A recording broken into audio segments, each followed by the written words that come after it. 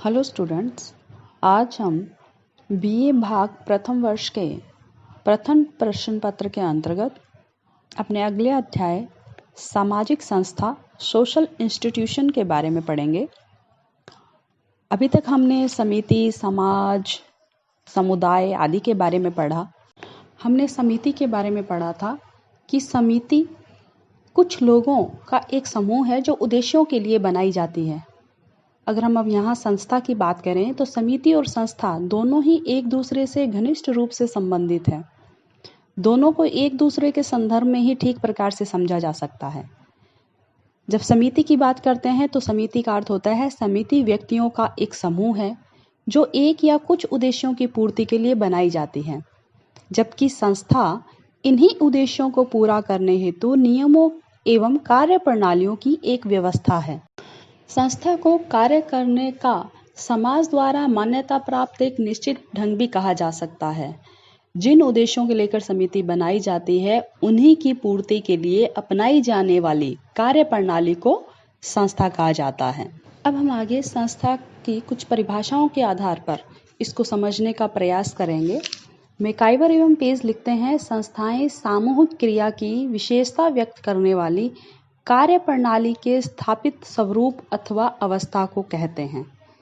इसी प्रकार आगबर्न एवं निमकॉफ लिखते हैं, कुछ आधारभूत मानवीय आवश्यकताओं की संतुष्टि हेतु संगठित एवं स्थापित प्रणालियां सामाजिक संस्थाएं हैं। इस प्रकार इन परिभाषाओं के आधार पर इसके अर्थ को हम समझें तो सामाजिक संस्थाएं मनुष्य की मौलिक आवश्यकताओं की पूर्ति के साधन के रूप में विकसित नियमों, विधि विधानों एवं कार्य प्रणालियों का वह संगठित रूप है जो समाज द्वारा मान्य है। संस्था की कुछ विशेषताओं के आधार पर भी इसको और अधिक अच्छे ढंग से समझने का प्रयास करेंगे। गिलिन एवं गिलिन ने संस्था की कुछ विशेषताएं बताई हैं जो इस प्रकार है, जिसके अंतर्गत पहली विशेषता है संपूर्ण सांस्कृतिक व्यवस्था में संस्था का एक इकाई के रूप में कार्य। हैमिल्टन ने संस्था को सामाजिक रीति रिवाजों का एक गुच्छा कहा है। जब जनरीतियां, प्रथाएं, रूढ़ियां अधिक विकसित हो जाती हैं तब इन्हें समाज स्वीकृति प्रदान कर देता है और इनसे संबंधित कई नियम बन जाते हैं, तो ये ही कालांतर में संस्था का रूप ग्रहण कर लेते हैं। प्रत्येक व्यवस्था में अनेक संस्थाएं पाई जाती हैं जिनके माध्यम से मनुष्य की मौलिक आवश्यकताओं की पूर्ति होती है। इस प्रकार प्रत्येक संस्था सांस्कृतिक व्यवस्था की एक मौलिक इकाई के रूप में काम करती है। इसकी अगली विशेषता है अधिक स्थायित्व। संस्थाओं का विकास एक लंबी अवधि के बाद होता है और वह भी उस समय जब कार्य के विशिष्ट तरीके अपनी उपयोगिता प्रमाणित कर देते हैं। इसलिए संस्थाएं काफी लंबे समय तक चलती है, अर्थात इनको जल्दी से समाप्त नहीं किया जा सकता। इसकी अगली विशेषता है एक या अनेक सुस्पष्ट उद्देश्य।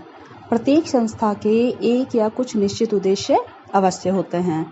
इसी प्रकार इसकी अगली विशेषता है सांस्कृतिक उपकरण, यानी कि प्रत्येक संस्था से संबंधित कुछ अभौतिक तथा भौतिक उपकरण होते हैं जो संस्था के उद्देश्यों की दृष्टि से उपयोगी होते हैं।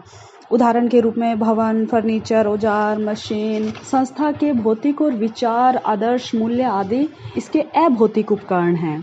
इसकी अगली विशेषता है प्रतीक। प्रत्येक संस्था का अपना कोई एक प्रतीक होता है जो कि भौतिक अथवा अभौतिक हो सकता है। उदाहरण के रूप में क्रॉस चर्च का और ओम आर्य समाज का प्रतीक है।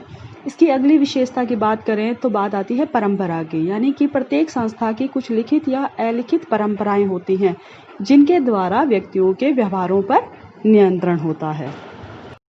ये तो थी संस्था की कुछ विशेषताएं। अब हम आगे बात करेंगे संस्था के कार्य या महत्व के। संस्था के कुछ कार्य और महत्व भी बताए गए हैं, जिसके अंतर्गत कुछ महत्व इस प्रकार है, जैसे यह मानवीय आवश्यकताओं की पूर्ति एवं कार्य की दिशा प्रदान करती है। इसी प्रकार संस्था व्यक्तियों के कार्य को सरल बना देती है। यह व्यवहारों में अनुरूपता पैदा करती है तथा व्यवहारों पर नियंत्रण रखती है। तो वहीं संस्था संस्कृति की वाहक भी कहलाती है। संस्था से ही परिस्थिति तथा भूमिका का भी निर्धारण होता है, अर्थात व्यक्ति का पद और स्थान निर्धारण होता है और उसी के अनुसार वह भूमिका भी निभाता है। इसी प्रकार संस्था जो है सामाजिक परिवर्तन में भी सहायता करती है। तो इस प्रकार आज हमने संस्था का अर्थ, उसकी विशेषताएं और उसके महत्व